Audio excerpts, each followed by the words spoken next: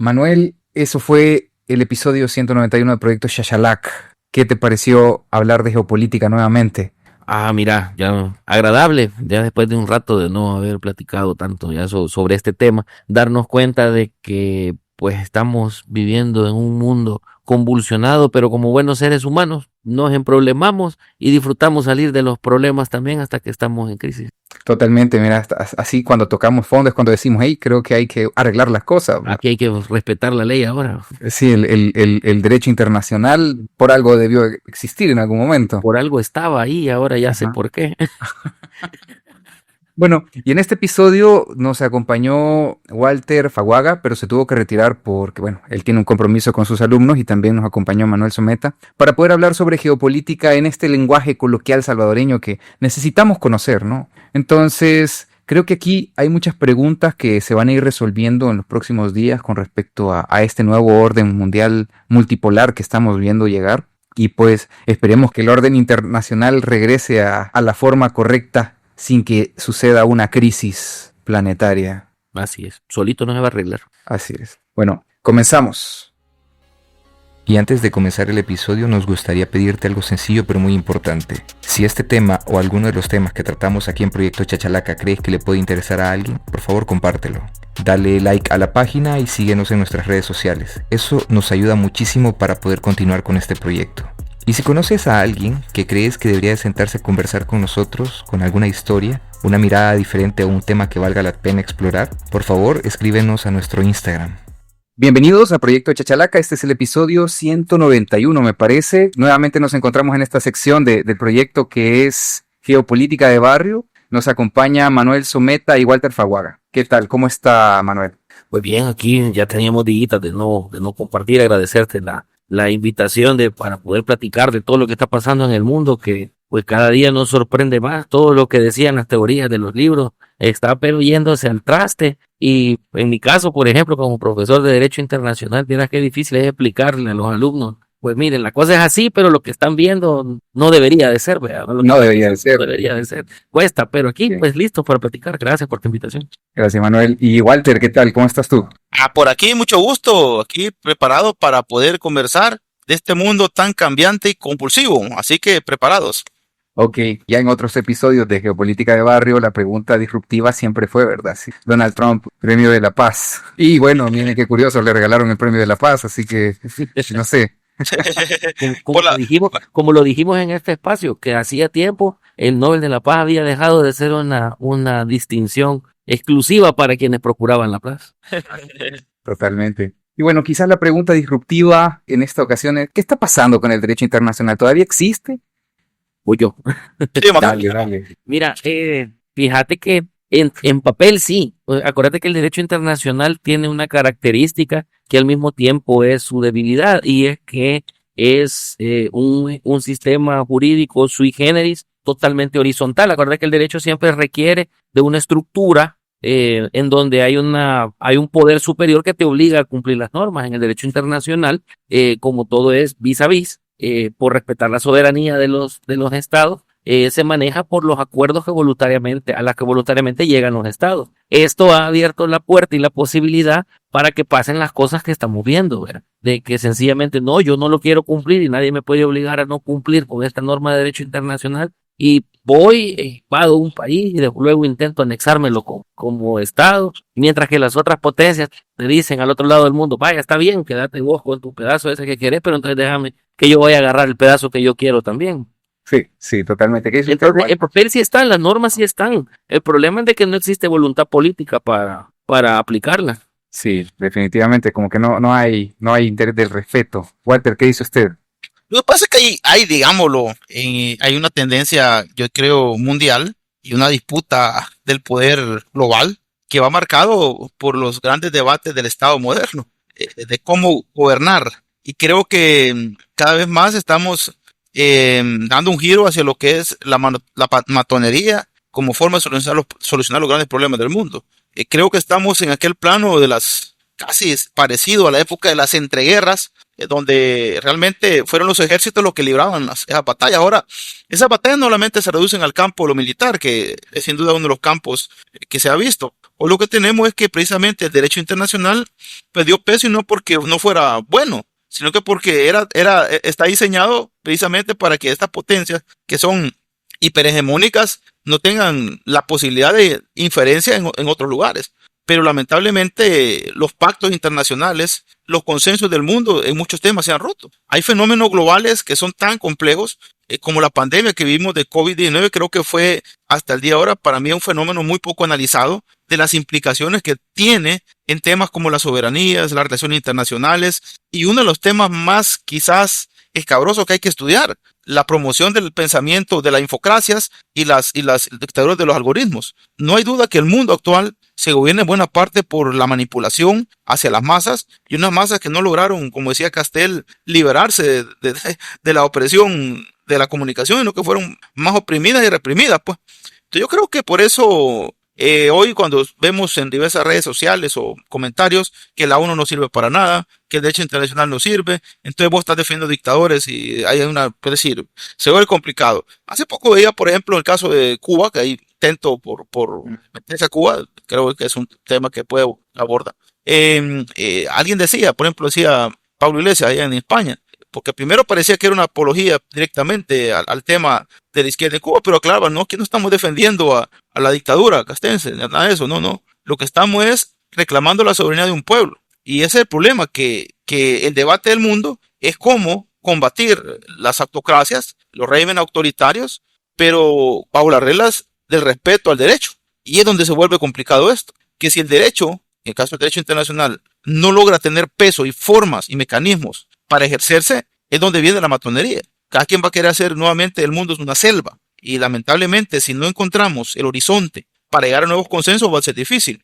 Creo que una reunión importante, interesante, fue esta reunión que se hace en España, que se convoca precisamente a las fuerzas progresistas del mundo. Es importante, creo yo, porque marca la primer, para mí, respuesta global al movimiento antiglobal, precisamente de los soberanistas, ¿verdad? Que viene siendo pues la respuesta al escudo de Trump, que es básicamente un intento por hacer su bloque. Y hay uno que no se habló mucho, pero que tiene algo que tiene mucho que ver en nuestros territorios, que es el que se hizo en Rusia, de otra izquierda. Entonces, el mundo transita en una escalada de visiones, de ideologías, de consensos, anticonsensos, y sin duda eso marca el ritmo de una leyes o relaciones internacionales y un derecho internacional debilitado por estas hiperpotencias, fragmentado por la carencia de consensos y lamentablemente guardado hasta que haya necesidad de ordenar nuevamente las cosas, porque sí hay que reordenar muchos de los grandes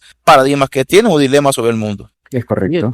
Al igual que con las doctrinas políticas, que solemos pendular de las izquierdas a las derechas, como lo hemos visto aquí en Latinoamérica y buena parte del mundo, lo mismo pasa con el derecho internacional. Hay un momento en el que nos ordenamos hasta que sucede un desastre. El último desastre sucedió en 1945 y tocó reordenar el derecho internacional y vaya, hoy sí nos vamos a respetar hasta que pues poco a poco se nos va olvidando que el irrespeto a esas normas de derecho internacional generalmente termina en caos. Y cuando comenzamos a ver el caos nuevamente, entonces vemos nuevamente la necesidad de replantearlo. Pasó con la Segunda Guerra Mundial, pasó con la regulación de las armas nucleares hasta que nos dimos cuenta que nos podíamos autoextinguir fácilmente. Hasta entonces regulamos las armas nucleares y así sucesivamente. Ahora este esquema de invasiones y de omisiones sobre el abuso de países hegemónicos o de países pobres, lo vamos a tener que regular hasta que a alguien se le pase la mano, lastimosamente, hasta que ya hay suficientes muertos, nos damos cuenta que es necesario respetar y reformar el derecho internacional. Entonces digamos que de una manera muy natural el derecho ahí está, solo que no lo hemos cumplido, y al igual que con las tendencias políticas, que de repente vamos a la derecha hasta que nos empobrecemos y las cosas se encarecen tanto, recurrimos a los esfuerzos de izquierda para otra vez nivelar. Pero la igualdad no nos gusta tanto tampoco porque nos gusta la riqueza. Entonces no nos gusta ser demasiado iguales, como dicen por ahí. Cuando estás empobrecido sí querés que te igualen las cosas, pero cuando ya estás completamente igualado, pues ya querés también tener un poco más de progreso y volvés a pendular a la derecha. Si no, veamos lo que está pasando en Bolivia, por ejemplo, ahora. que es la derecha que menos está durando en América Latina. Y en 6 meses se fueron a la recesión de forma violenta. Ha sido un tema de análisis completamente. Pero bueno, y con esa introducción comenzamos este episodio de Geopolítica de Barrio. Y pues vamos a comenzar con esto que me pareció muy interesante y me gustaría saber qué opinan ustedes al respecto. Lo vamos a volver a abordar un poquito más adelante. Pero bueno, el 13 de mayo del 2026 el Air Force One aterrizó en Beijing. En la escalinata del avión bajaron 3 hombres que juntos representan más poder económico que el PIB de toda Centroamérica, por así decirlo. Y pues, digamos, eran Donald Trump, Elon Musk y Jensen Huang, el CEO de Nvidia. Me gustaría preguntar ahí, que al ver esa imagen, al ver esa situación, ¿qué fue lo primero que pensaron? Ver llegar a estas personas, posicionarse adelante de una bandera china y estar levantando el puño así como saludando a la gente. ¿Qué piensan al respecto? ¿Qué ideas tuvieron? A mí me gusta mucho, y le voy a ceder la palabra a Walter porque me gusta mucho el análisis que tiene Walter sobre el poder simbólico de eso en Pierre Bourdieu. Sí, lo que... Como Dodi. Sí, no, lo que pasa es que es el poder simbólico, la categoría de lo simbólico en Bourdieu es una especie de dominación que se ejerce sin el ejercicio de la fuerza, sino que a través de lo que es la representación. Entonces, él habla de la famosa violencia simbólica. La violencia simbólica es precisamente cuando vos te introduces una ideología en la cabina y cuéntate algo en el tema educativo, ¿va? La obediencia, la sumisión y todo eso, ¿va?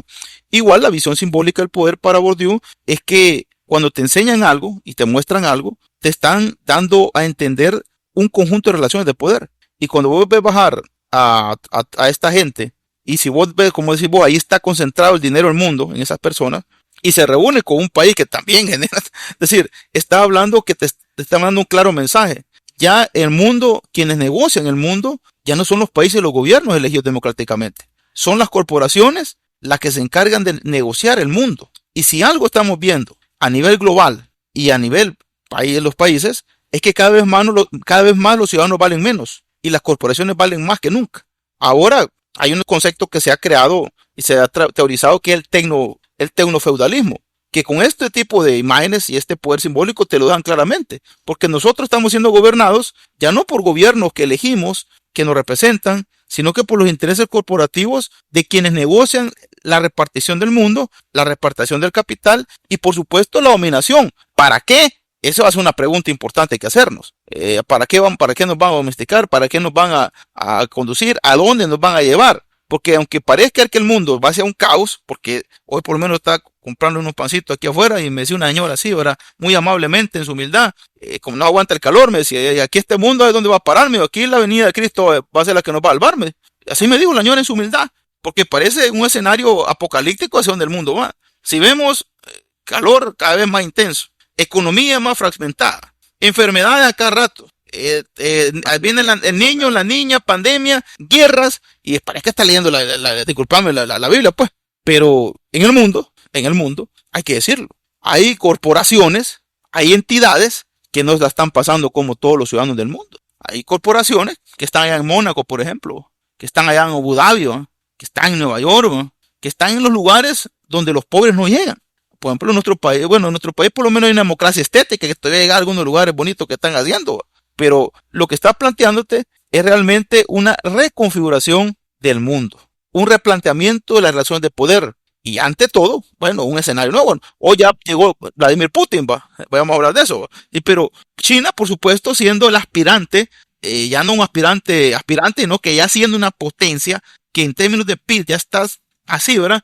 En una lucha y con un potencial. Ahora lo que le falta a China, que creo que es donde todavía no ha pegado tanto, pero lo puede hacer pronto, es en el tema de la dominación cultural, que ahí todavía le falta, a diferencia de Estados Unidos, con la McDonaldización de la sociedad. Había que ver los chinos si van a hacer un Wangang de la sociedad, vamos a ver más adelante. Pero sí es cierto que existe esa perspectiva, o un su vodka por ahí mal puesto, un su licor por ahí, pero vamos a ver realmente qué es lo que le depara al mundo cuando estas naciones están negociando. Y aquí, como decía alguien por ahí, cuando los poderosos se reúnen a conspirar, los pobres tienen que temer, porque no sabemos en qué estamos, ¿verdad? Porque no van a reunir para hablar de vamos a solucionar la paz del mundo, ¿verdad? Miren, vamos a producir más medicamentos, miren, vamos a hacer alimentos más saludables para la humanidad, miren, vamos a reducir el CO2, ¿verdad? No se reunieron para eso, se reúnen para cosas que no tienen nada que ver con los intereses de la humanidad, pero sí a los intereses de las grandes corporaciones. No se escucha, Manuel, parece que tiene apagado el micrófono por ahí. Aquí hay un simbolismo bien grande, fíjate, con respecto a lo que, a como mencionaste vos, como introdujiste las notas, de ver el Air Force One, llegar a China y bajarse de ahí, no el presidente con su gabinete, digamos, de ministros que son quienes de verdad llegan a hablar por los intereses del pueblo, como lo dice Walter, sino que llegó con un grupo de oligarcas. Entonces, llegar a la necesidad de mostrar a aquellos que realmente están detrás del trono quiere decir que están externando una preocupación genuina por lo que al menos denominaron a la visita por el consumo de China. Quiere decir de que ya no mandaron a negociar, estas negociaciones ya no fueron por el pueblo estadounidense, ni fueron por el comercio exterior, ni por cuestiones que vayan a beneficiar a la gente. Fue una reunión exclusivamente para los intereses de la clase dominante, de la oligarquía dominante mundial, porque ya no solo estadounidense. Entonces, llega el presidente porque es quien iba a ser quien sirvió únicamente de canal de comunicación, De puente. pero se bajó con los poderes fácticos, con la gente que va a ir a negociar directamente y que no tiene obligación, fíjate bien, porque no son funcionarios públicos y que no va a llegar a negociar por el beneficio de la gente, va a llegar a negociar por sus propios beneficios. Deja al chamaco de Nvidia necesitando que comprar microchips baratos, vea. Mientras que el otro Tierras raras principalmente, que era lo que tiene tenido. llevan a nosotros a los tecnológicos, porque el consumo de China respecto de lo que produce en tecnología Estados Unidos es lo que sostiene esa economía. Entonces, fíjate bien el simbolismo de quién llegó a negociar y por qué llegaron a negociar, que es lo que nos pone a nosotros en qué pensar. Esa gente definitivamente ni tiene por qué estar ahí, vea, ni tampoco tiene por qué negociar por digamos, por las personas. Van a negociar única y exclusivamente por sus propios intereses. Ahora, también viene el otro símbolo. China te recibe en su casa, te recibe con quienes necesitan el consumo chino. ¿No te parece a vos de que aquí ya se está volteando la tortilla sobre de quién es ahora la potencia mundial y quién es la segunda potencia? Porque solo el simple hecho de que hayan tenido que llegar estas personas, que como lo dijiste también en la presentación del bloque, que juntos tienen más que todo el PIB de Centroamérica y todavía le podemos agregar a Colombia, a China, a hacer una negociación exclusiva por sus intereses y por el consumo de China, te deja ver de que China ya ganó el título de potencia mundial. Ahora, ¿por qué no lo percibimos así? Por lo que te mencionó Walter. Porque en Latinoamérica hemos vivido nosotros un proceso de americanización y creo que uno de los países más americanizados en Centroamérica es El Salvador. Ahí te corrijo, no estamos americanizados, estamos McDonaldizados. Porque América somos América, estamos McDonaldizados. Como dice decirte la palabra, estamos estadonizados, vaya. O como dice Rasten para we are living in America. El término aquí que solemos utilizar es agringado, ¿no? Estamos agringados. Sí, pero eso pasa, que tenemos ese digamos, impregnado esa cultura de un modo tal que no percibimos de que Estados Unidos ya perdió el estatus de potencia mundial. Porque China no genera este tipo de invasión cultural. De hecho, a ellos les gusta esa exclusividad cultural, ¿verdad? Incluso de que vas a ir a comer comida china, te tenés que cambiar la forma de comer, va, ahí anda la gente comiendo con palillos. Sí. Ves las cosas chinas, el barrio chino, ves las cosas chinas como algo exótico y no como algo apropiado culturalmente, pero es una cuestión, digamos, propio de la China. Por eso no se percibe, pero eso no quiere decir que no haya perdido ya su estatus como potencia mundial. Desde hace rato lo perdió. Antes de que tuvieran que bajarse del avión a platicar con Xi Jinping, ya habían perdido el estatus de potencia mundial. Ok. Bueno, y retomando este tema, porque el origen de estas conversaciones, por ejemplo, de Estados Unidos con China y las que estamos viendo suceder en este momento entre Rusia y China, pues creo que todo lo acelera un proceso que comenzó creo que el 28 de febrero, y ustedes me corrigen si me equivoco, pues prácticamente Israel y Estados Unidos bombardean Irán. Pues se llega tarde o temprano a una especie de intercambio de palabras en redes sociales, hay conflicto mediático, continúa esto y llega al cierre selectivo, por así decirlo, del estrecho de Hormuz, que ahora pues es lo que nos tiene a nosotros crucificados con el tema del combustible que sigue en aumento, ¿no? Y con el precio de la... Exactamente. Otro dato importante es el 12 de mayo, pues hay un alto al fuego, que también hay que decir que comenzó un ataque masivo de Israel hacia el Líbano. Entonces, hay un alto al fuego por fin el 17 de abril, pero se viola constantemente. Ya hay más de 380 muertos y más de 1.100 heridos. Entonces, en esto me gustaría preguntar, ¿verdad? ¿Cómo llegamos a eso del 28 de febrero? ¿Fue una guerra inevitable o hubo un momento en el que pudo haber evitado? ¿Realmente era necesaria esa guerra? No sé si... Bueno, yo pienso que hay algo que es muy real. Y hay una contradicción que hay todos los autócratas que terminan diciendo todo lo contrario de lo que prometieron.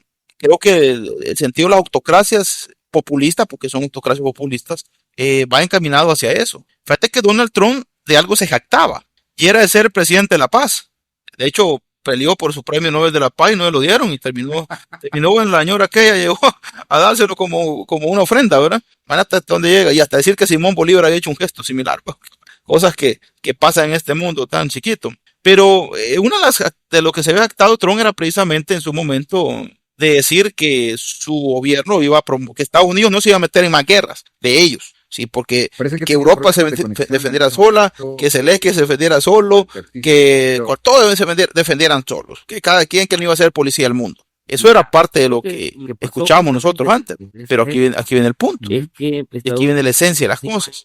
¿Qué pasó después? Con alguien, y ahí es donde nos encontramos ante un gran dilema. Se le dice en ese tránsito de las relaciones sistema-mundo, una técnica que Estados Unidos, básicamente, dale. Se me cortó la señal. Es que no te nos quedaste. Sí. Dale vos, después sigo yo. Una idea rápido. Estados Unidos se metió en el boxeo. Existe una técnica que se llama la de trabajar el cuerpo, que es en la que vas ahí lanzando golpes que no son realmente para causar mayor daño, sea porque no podés, que es el caso actual, que generar más daño con tus golpes, pero sí te sirve para que aquel que se siente más fuerte tenga que lanzarte golpes más fuertes, ocupar técnicas que requieren más energía, para que ya cerca del final de la pelea, llega más cansado. Entonces, si traducimos eso a la estrategia de guerra iraní, después de que se hacen estos ataques, Estados Unidos llegó y atacó con todo. Si no me equivoco, ahorita lleva 229 billones de dólares invertidos en armamento. Y sencillamente Irán lo que ha hecho es, como te lo repito, trabajarle el cuerpo, lo está haciendo gastar. Y lo que sucede es que Estados Unidos tiene tantos flancos de guerra abiertos, tiene el problema en Venezuela, tiene este problema en Palestina, tiene este problema ahora en Irán con el estrecho de Hormuz, que era fácil, digamos, bueno, se dice fácil, pero era bastante predecible pensar de que hacerlo gastar iba a ser una estrategia en la que iban a poder, digamos, mantener su posición. Cierran el estrecho de Hormuz, ahogan a tanto a Estados Unidos como a los que dependen de Estados Unidos, a todos los que dependemos directo o indirectamente del comercio estadounidense, que nos dispara a todos, los precios, la gasolina, etcétera, etcétera, pero también le ayuda, es una estrategia de Irán para generar un desgaste.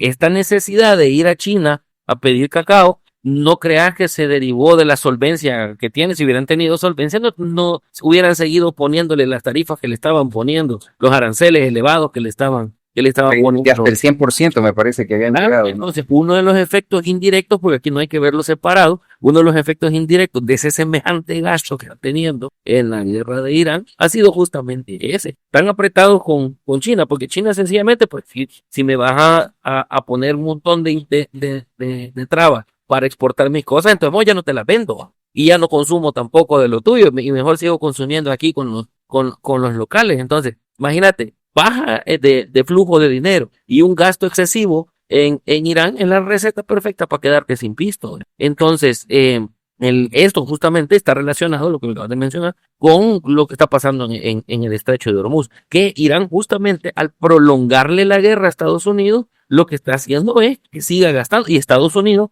como no va a aceptar que un país tan pequeño, entre comillas pequeño, porque es como 10 veces más grande que nosotros, que un país relativamente más pequeño y con menor potencia militar le gane un tiro, por así decirlo. Claro, entonces no van a admitir nunca, prefieren seguir gastando dinero y no perder ese espacio, porque acuérdate que también si Irán lo gana y vuelve a controlar el espacio del estrecho de Hormuz, entonces las negociaciones van a tener que ser en otro tono y ya no van a tener que mediarse mutuamente.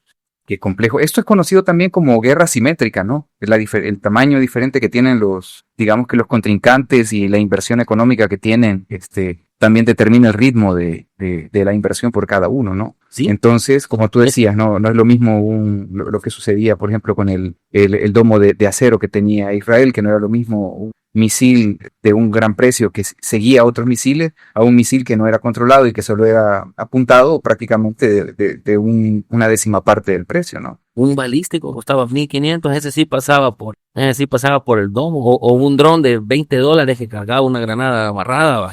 Y con eso sí lo pasaba. Y fíjate que en las guerras asimétricas, de hecho, quien tiene la mayor potencia es quien tiene que procurar que dure lo menos posible. Entonces, generalmente en estas guerras asimétricas, el que tiene más potencia, y este no es un consejo de Manuel Someta, sino de Henry Kissinger, en estas guerras asimétricas, Ah, tiene que durar lo menos posible. Entonces, hay que pegar duro y con suficiente potencia para dominar en el menor tiempo posible. Ahora, lo que no se previó fue que Irán fuera a aguantarle tanto tiempo a Estados Unidos, y eso es donde tienen ahora el empero, y aquí donde ya se va. Y ahora imagínate, ya vamos relacionando dos, y nos falta todavía. Esto también tiene que ver con Palestina, porque el pleito con Irán derivó de estar apoyando a Israel en el pleito con Palestina, pero ya le cedo la palabra a vuelta. adelante, güey.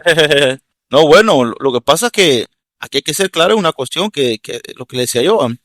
Trump en su inicio, él planteó no injerencias, no guerra, no ser policía del mundo, pero está haciendo todo lo contrario. Entonces se ha adjudicado por la elección que tuvo en Estados Unidos como casi la vocería del mundo en cuanto a estos temas. Irán sin duda ha sido un país, bueno, el régimen, digamos, lo de los ayatollah, no ha sido para la ciudadanía iraní algo bueno, siento yo, en materia del respeto a derechos, libertades civiles, la situación de las mujeres, no ha sido nada bueno, sí, creo yo, es desde mi perspectiva. Pero tampoco podemos decir que Estados Unidos sea una tierra de bondades absolutas. Yo creo que hay un conflicto ahí planteado. Ahora, por supuesto, el estrecho de Hormuz es un motín importante para el control de la navegación mundial. Y tener controlado y tener ese estrecho es para cualquier potencia una oportunidad importante de dominación. Ahora, como dice Manuel, pues Estados Unidos preveyó una guerra de 3 días, tipo, bueno, como Venezuela, vacacaron a Maduro en un par de horas. Eso es lo que pensó precisamente Estados Unidos. Lo que no se acordó Estados Unidos es de que, para empezar, desde los persas hasta hoy, Irán como tal, se han preparado 50 años para enfrentarlos. Y hay una preparación de un ejército de más de 1 o 2 millones de efectivos, o te dice mucho. Es decir, tenés que mandar un buen ejército de Estados Unidos a tierra, tenés que meter, y no te va a acompañar tus grandes aliados. De hecho, creo que aquí hubo un actor que ganó, que fue el presidente Sánchez de España, que termina convirtiéndose en un bastión de la racionalidad de Occidente. Leo de cualquier cosa de España, que hay siempre la puerta de atrás de Europa, pero en esta ocasión la sacó la puerta adelante, y la dignidad de un país que no se iba a prestar a un ataque, excusando un régimen tiránico. Y es lo que pasa si vamos a tocar el tema de Palestina. Netanyahu, en nombre de defender a su pueblo de Hamas, lo que ha hecho es acabarse a Palestina. Entonces, estos autócratas en el mundo ocupan como señuelo ciertos problemas que son importantes resolverlos. Pero la excusa no es resolver esos problemas, es dominar. Y el estrecho de Hormuz y todo lo que es los recursos que hay en Irán, pues obviamente también son materia, y todo lo que significa esa zona de control geopolítico es fuerte. Entonces yo creería de que esto no ha sido nada más que una guerra nuevamente intencionada por el carácter de dominación y la recuperación de la hegemonía norteamericana, sobre todo desde la visión de Trump. Y no creería yo que vamos allá de eso. Y a pesar de todo, pues Irán se ha mantenido, y hay un pulso allí que no se sabe cómo va a terminar. De momento, simple y sencillamente, lo que estamos viendo es un polvorín de guerras, conflicto y conflicto, y nada más. Así que creo que por ahí anda la cuestión. Ok, bueno, es lo que estábamos viendo, y como para poder aterrizarlo aquí en nuestra región, en nuestro barrio centroamericano, por así decirlo, este tema del estrecho de Hormuz está aumentando los precios del petróleo, la canasta básica de los salvadoreños. ¿Qué tan directa es esta cadena? Pues mira, la más directa es la gasolina, ¿no? Acuérdate que tal vez nosotros un consumo tan directo en tecnología y así sí lo tenemos, pero no es un consumo tan alto como el que sí tenemos de comida. Bueno, puntualmente el tema de El Salvador, ¿verdad? Que nosotros nos toca importar el 85% de la comida que comemos en El Salvador, es importada. ¿Qué te implica eso? Fletes, transporte, más que lo que ya vamos a hablar de los fertilizantes y lo que se necesita para producir, como nosotros no lo producimos, no sentimos tanto el impacto, pero acuérdate de que el incremento en fertilizantes se lo agregan en el precio en los países a los que lo compramos, en Guatemala, en Honduras, en Nicaragua, y después de eso te incrementan también el flete de la gasolina, porque también la gasolina está cara, entonces a nosotros el impacto nos llega en un solo pago, que es el precio, el precio, digamos, de consumidor del producto, pero ya nos viene sumado todos los impactos que esto ha tenido. Entonces, y no es, te pongo el ejemplo del Salvador, pero es exactamente lo mismo para Guatemala, para Honduras, en los elementos que cada uno va importando. Lo que te traigo a colación del Salvador es porque somos el país que más importa. Y no de importancia, que somos el que más importa, de que más traemos, más importamos. Más traemos de afuera, y por supuesto. Más traemos cosas para nuestro consumo. Entonces, imagínate que esta misma discusión, este mismo pleito entre dos potencias, ¿cómo nos puede cambiar la dinámica a todos? Ya ahora la mayoría de productos en el supermercado ya va por 2, 3 cosas, $30, $50 de una sola vez. Para una persona que gana 400 y algo, que es un salario mínimo, irse a gastar $50 en un súper que no es el súper de la comida, sino que un día querían comerse un pollo rostizado y cositas así, 30 pesos por una cena más o menos regular del súper, no del restaurante, ya se vuelve impagable. Entonces, son las víctimas, o yo le llamaría las víctimas colaterales de la guerra que está pasando allá. Allá sí sí se mueren directamente, aquí se están muriendo indirectamente por culpa de este tipo de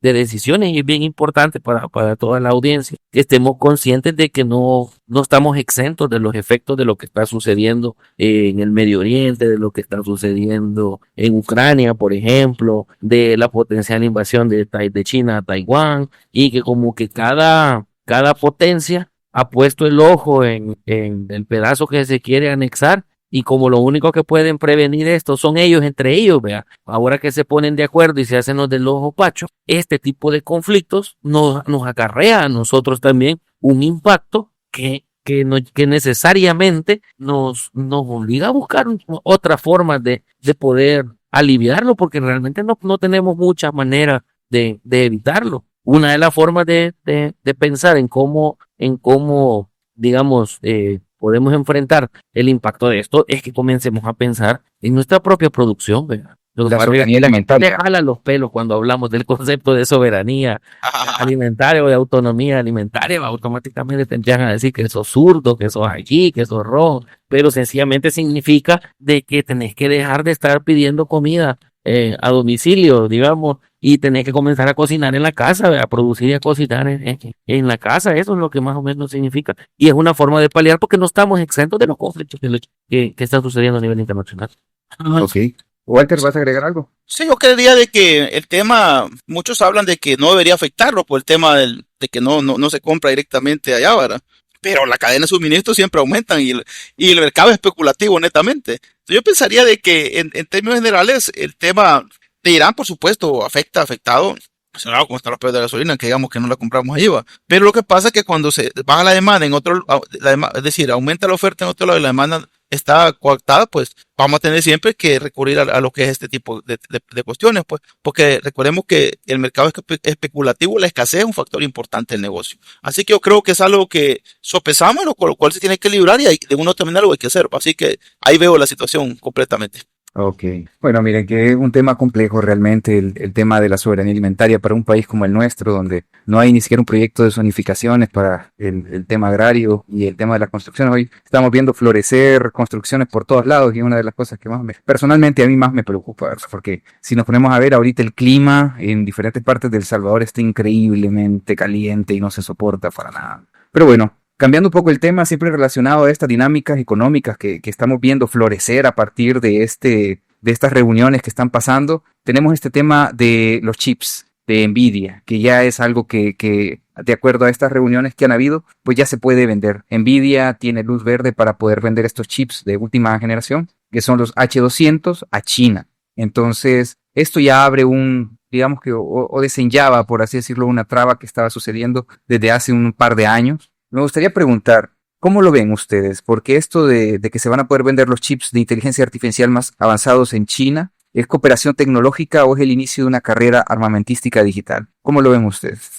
Mira, yo lo veo como un proceso, como lo dice Walter, de tecnocratización, ¿verdad? Que ya poquito a poco las relaciones y las dinámicas del poder, de la política, las relaciones sociales, mediadas por la tecnología, son las que al final van a dominar y están justamente siendo parte de este proceso de dominación. Y cuando hablo de dominación, no te digo así un proceso como el de la guerra, de una sumisión. No, si la gente feliz consume los productos de la tecnología a cambio de su propia formación. Entonces, la gente en Instagram, por ejemplo, nadie sabe que las fotos que subís a Instagram desde el momento que las subís ya no son tuyas. Si lees la letra chiquita de los términos y condiciones, todas las fotos que están en Instagram y en Facebook son de Meta, en términos generales. Entonces, le estás regalando la foto con la única, o sea, se las das a ellos y la posibilidad de que vuelvan a compartir.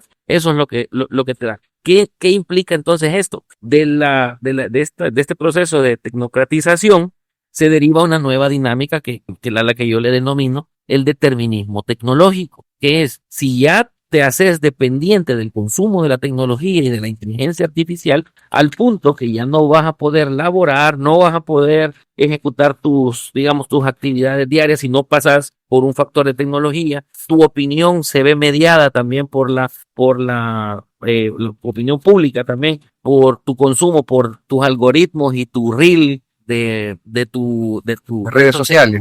y eso te va manejando tu opinión pública. Estamos cayendo ya en un determinismo tecnológico. Lo peligroso es que cada uno cree que su realidad es lo que percibe por su pantalla. Ahí es donde se comienza a volver peligroso. Dejamos de percibir la realidad alrededor y comenzamos a creer que la verdad es la que tenemos cada uno de nosotros en nuestra pantalla.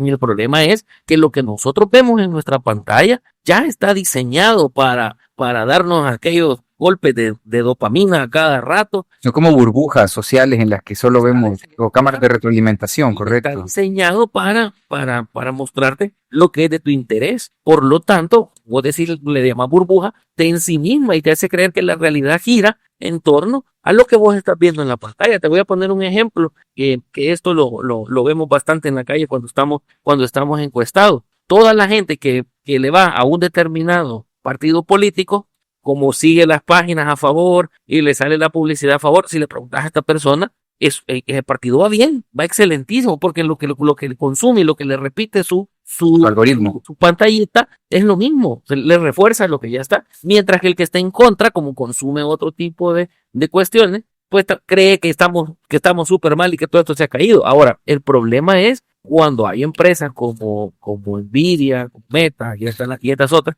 que pueden controlar lo que te va a salir en tu pantallita, ¿va? Ahí viene el problema. Cuando intencionalmente te pueden hacer creer que algo está bien, o que está mal, o que está catastrófico, en función de tu consumo. Porque todos creemos que el algoritmo funciona así. A mí me muestran lo que a mí me gusta, y mayormente así funciona, con los gustos y la preferencia. Pero también hay un factor de control. De hecho, Donald Trump ha ganado muchas elecciones con este mismo elemento del bombardeo por redes sociales, en donde los algoritmos, indistintamente de quién los consume, marcaban una tendencia hacia Donald Trump. Por eso es que la gente parecía que no iba tan bien en las encuestas, pero a la hora de las elecciones la opinión ya había sido, digamos, determinada por determinismo tecnológico por esta misma dinámica. Walter.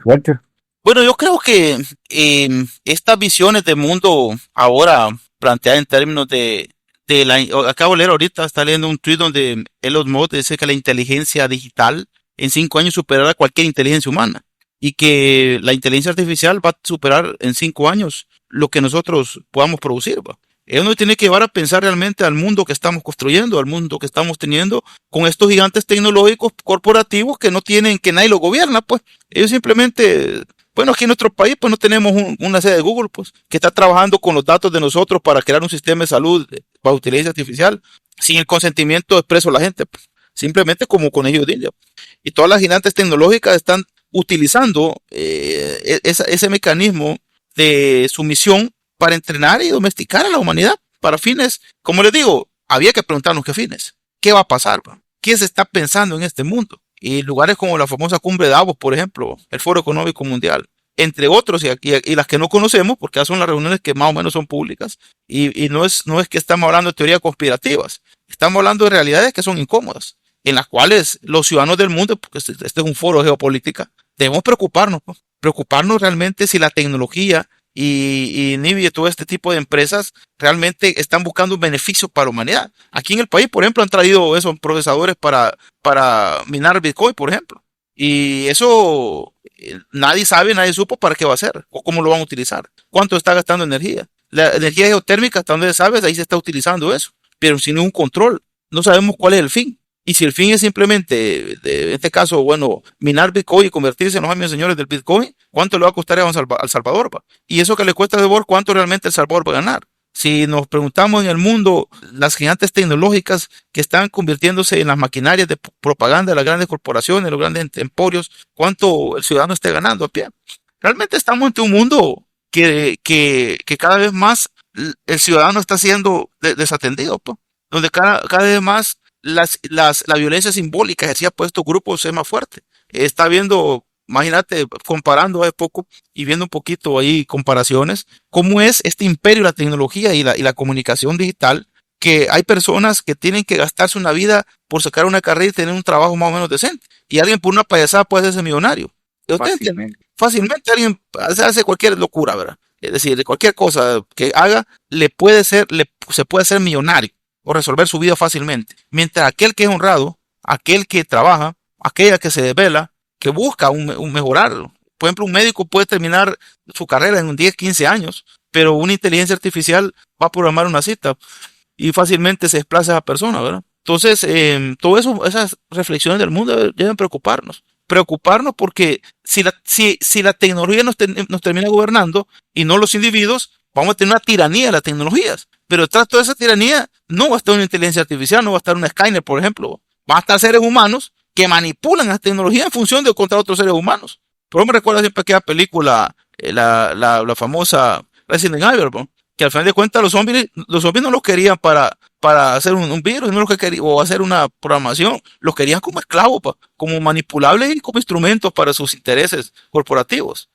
Por eso que cuando se habla de las visiones planetarias ahora, que es un tema que se ocupa mucho, es porque nuestro planeta y lo que hay en nuestro constructo de relaciones sistema-mundo, no sabemos. Es decir, no sabemos si hay un horizonte. Puedo te hablar yo, para los cristianos tienen el horizonte que es la de una avenida de Uber, pero para el humano laico, ¿cuál es el horizonte? ¿Cuál es esa utopía o esa heterotopía, si alguien le quiere decir ahora, del mundo que queremos, del mundo que aspiramos, de la sociedad que queremos, del bienestar y la humanidad que deseamos? Esos temas están ahí. El Papa trata de dar algunas ideas, pero el Papa, por ejemplo, un líder mundial, ¿verdad? Ya no tenemos a los Mandela de antes, ¿verdad? Otras visiones de mundo un poco más orientativas, ¿verdad? Pero bueno, en cuando estamos complicados.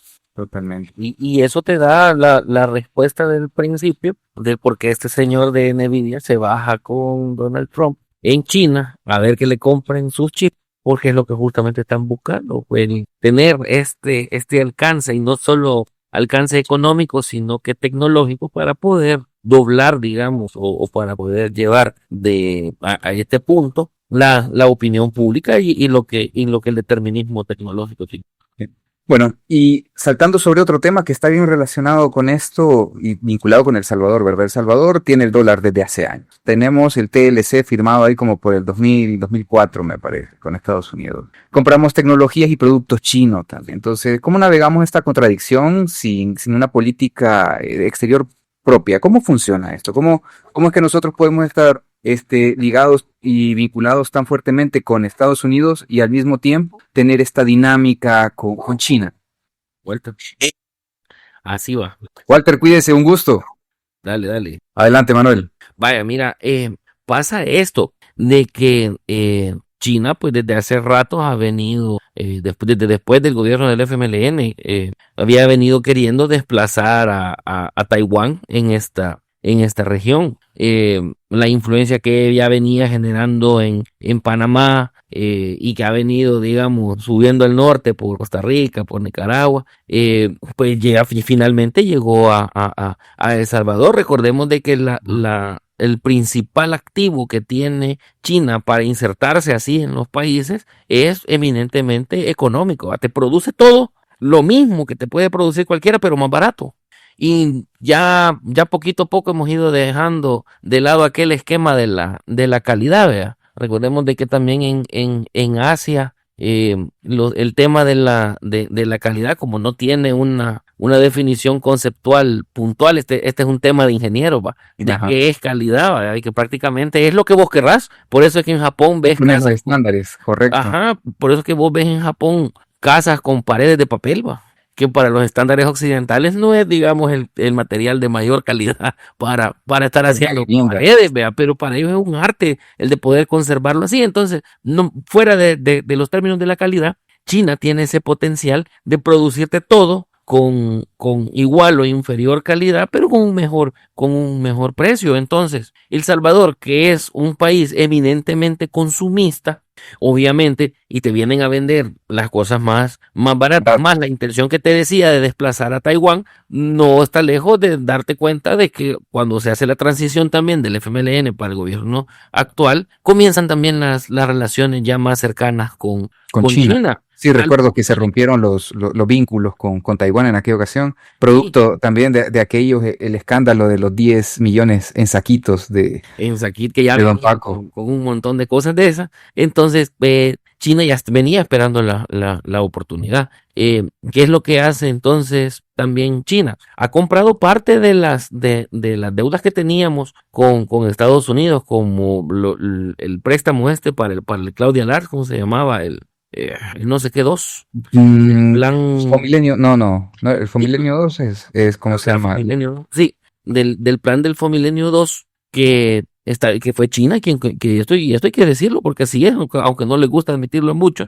El préstamo que habíamos hecho de lo que era reembolsable para Estados Unidos, lo compró China, le pagó a Estados Unidos, terminamos los proyectos del Claudia Lars y el de allá del Redondel Constitución, que eran los dos que habían quedado pendientes, los terminó de financiar China. Después vienen y nos regalan la BINAE, que acuérdate que muchas veces esos regalos no siempre son gratuitos, así tan de buena fe, vea. Entonces, ¿qué es lo que hay detrás? Ahora, no es necesario que te preguntes, mira alrededor del BINAE cuántos locales chinos hay. Ahí estás viendo lo que costaba ese regalo. Ya nos están construyendo el estadio, ya vamos a ver en qué términos se va a administrar ese estadio y cuánto nos va a costar realmente. Lo que te quiero decir es de que la injerencia china, si bien no es cultural como la estadounidense, es comercial. Y en El Salvador lo que ha sucedido es que Estados Unidos tampoco es que tiene tanto interés, no somos sí somos estratégicos, pero no somos tan importantes como para que Estados Unidos quiera acapararnos como mercado. Entonces, para ellos está bien que sigamos teniendo este tipo de relaciones con China, porque no representamos ni vamos a representar en ningún momento una amenaza comercial ni para Estados Unidos ni para China por nuestro consumo, pero sí somos un buen mercado por la cantidad que consumimos para ambos países. Entonces aquí estamos como chinoamericanizado. Sí, el híbrido de la región. Ajá. Pero bueno, mira, como dicen, a dos manos.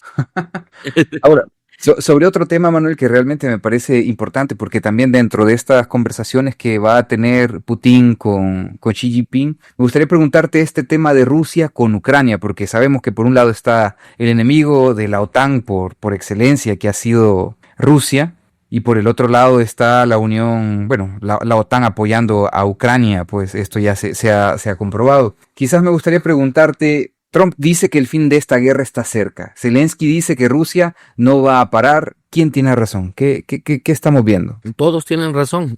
De hecho, todos tienen razón. Acuérdate, todos tienen su razón. Todos tienen razón. Va a acabar pronto y Rusia no va a terminar. El punto es esto, fíjate, de que Estados Unidos, acuérdate que dejó de apoyar a Ucrania a través de la OTAN. Entonces, si bien está la OTAN apoyando a Ucrania, ya no está dirigida por Estados Unidos. Y entonces muchos de los países que integran la OTAN ya no se sienten tampoco tan fuertecitos para defender Ucrania si no está Estados Unidos, vea, que no solo mantenía financieramente esa organización, Casi el sino 50%. claro, y sino que también armamentistamente, ¿va? Entonces, en una negociación, digamos, que no es necesario haberla visto ni es especulativa, sino pues por las simples acciones. Imagínate que Rusia hiciera un pronunciamiento tan blando por lo que pasó en Venezuela, su aliado, te hace ver de que aquí hubo algo platicado, ¿vea? Ajá, sí, Y correcto. después viene Trump y deja de proteger a Ucrania a través de la OTAN y también hace un pronunciamiento blando de miren aquí que termine esto. Inmediatamente Rusia se anexa los dos pedazos que venía peleando, el de Lugansk Y Donetsk. y de Donetsk, ya se los anexó y el único trato, digamos, que se hicieron con Trump es, mira, agarrar el pedazo que necesitas para salir al mar y dejarles el otro pedazo, no te metas hasta allá. Eh, y siguen con este proceso. Entonces te hace pensar en que aquellos hicieron del ojo pacho con lo de Venezuela, mientras que Estados Unidos hizo también el logo con lo de Ucrania. Entonces todos tienen razón. ¿La guerra va a acabar? Sí, la guerra va a acabar pronto cuando Rusia se termine de anexar todo el pedazo que necesita para salir. Al mar sin ningún Al problema. mar, que es el proyecto, acordate, de Nord Stream 2, de ir a darle la vuelta con el gasoducto sin pasar por todos los países a los que les paga impuestos Rusia. Y también tiene razón Ucrania en el sentido de que no va a terminar, en tanto ellos no le quieren ceder la última parte que vendría a ser la de Crimea, la parte baja, ¿verdad? Que viene a ser la parte de Crimea, y lo piensan dejar hasta, no me acuerdo cómo se llama el río ese que divide Ucrania casi en dos, que ese supuestamente es el límite que Rusia quiere está buscando. Ujú. como frontera, pero que Ucrania no quiere, ¿vale? Va a dejar las regiones hasta el mar, pero no lo va a dejar. Entonces, al final te das cuenta de que ni Estados Unidos va a intervenir con Ucrania, así como Rusia no intervino con Venezuela, y así como ni Estados Unidos ni Rusia van a intervenir con la invasión a Taiwán por parte de China. Y entonces, ¿qué es lo que está pasando? Estamos viviendo un reparto otra vez de tierra, que como te dije en un principio, en este momento no vemos la necesidad de la aplicación del derecho internacional hasta que a algunos se le pase la mano Ok. y pase lastimosamente una tragedia. Sí, mira que una de las tragedias que creo que a los que muchos le tenemos miedo, ¿no? Es al uso de bombas nucleares porque ya marcaría un nuevo nivel en la escalada. O sea, ya se han utilizado en el pasado, Claro. pero llegar a estas circunstancias marcaría para muchos sería como el signo de que ya comenzó la Tercera Guerra Mundial. Prácticamente los temores que todos hemos tenido a lo largo Todos de la hemos historia. estado teniendo. Así, y Bueno, acuérdate que si en algún momento determinado, vamos a hacer un caso hipotético, Estados Unidos deja de apoyar a Israel en sus intentos con Palestina, digamos, para enfocarse en el conflicto en Irán. Acuérdate que no se está metiendo tampoco China ni Rusia. Si en algún momento Israel perdiera el apoyo de Estados Unidos, aquí estuviéramos hablando de otra cosa en este momento. O sea, estuviéramos hablando ya no de un proceso, digamos, de Tercera Guerra Mundial, sino de un proceso de conflictos aislados. Pero lo que lo está agravando, y esto lo quiero dejar bien claro, quien está agravando y quien está provocando una Tercera Guerra Mundial vuelve a ser Israel justamente, vea, solo que ahora ya no con su raza, sino ahora con su geopolítica, vea. Porque su política exterior. en la segunda tuvieron ellos que ver y ahora en la tercera siguen siendo ellos, vea, y creo que te puedes dar cuenta que aquí hay un factor común, vea. En las guerras mundiales, vea. En 2 de 3 guerras, digamos, si tenés un factor común, entonces tenés que entender también, va. Si te expulsan a tu hijo de 11 colegios, deja de ser la culpa de los 11 colegios, va. Mira qué terrible. Pero bueno, vamos a ver, un tema, siempre regresando a esto, ¿verdad? De Xi Jinping recibe a Donald Trump, recibe a Putin en estos días que ya llegó, me parece que hoy o ayer llegaron a China. Estamos viendo el inicio formal de un mundo multipolar, un cambio hegemónico, porque tú, como lo dijiste la vez pasada, ¿no? Nosotros no es que vayamos a dejar de tener influencia estadounidense. Siempre vamos a estar con esta región de, ¿cómo se podría llamar? Esta región de acción de Estados Unidos. China tiene la suya y claro, tiene influencias en nuestra región. Rusia también está teniendo la suya. Por sí, Rusia es un gran espacio en el territorio mundial. Pero ¿cómo lo estás? ¿Cómo lo estás viendo tú? Mira, como te dije al principio, lo más preocupante es que ahora las negociaciones ya no se están llevando entre políticos, que ahora ya estás viendo detrás quiénes son los poderes hegemónicos. Y si estos poderes hegemónicos tienen la necesidad de ir personalmente a platicar porque ya no les están siendo viables los políticos, te das cuenta de que los intereses ya no son globales ni son intereses comunes, son intereses particulares los que se están moviendo. Sí hay una transición de hegemonía, digamos, y de imperio dominante, ¿verdad? Que ahora obviamente es China el hecho de que viajara el presidente de Estados Unidos Sí, sí, totalmente, con Manuel. Disculpa ofrecimientos. que te interrumpa, porque hay algo muy interesante y que creo que algunas personas no lo dimensionan de esa manera. Y es que en China, por ejemplo, hay que tener claro que mucho del tema de lo económico está vinculado al Estado, porque el Estado es partícipe como accionista Como de muchos negocios, de muchas empresas, ¿no?